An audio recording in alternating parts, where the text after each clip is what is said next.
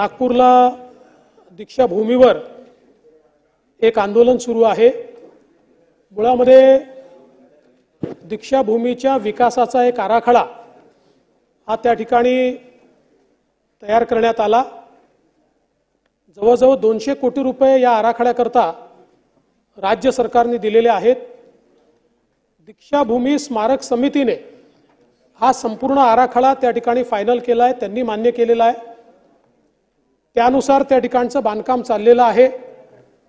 मात्र आज त्या ठिकाणी एक आंदोलन होत आहे की ज्या आंदोलनामध्ये या ठिकाणी दीक्षाभूमीला जे काही अंडरग्राउंड पार्किंग आहे ते पार्किंग करण्यात येऊ नये, याचा कुठेतरी स्ट्रक्चरला धोका होईल, अशा प्रकारचं आंदोलन चाललेलं आहे।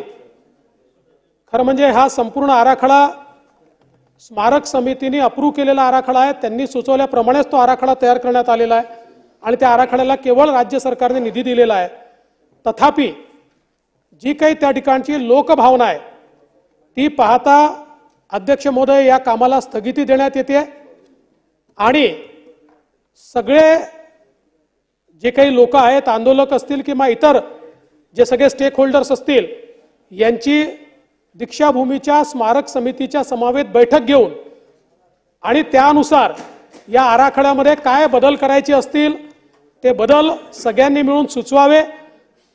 त्या बदलानुसार किंवा जो काही निर्णय त्या बैठकीत होईल त्यानुसारच पुढचं काम केलं जाईल।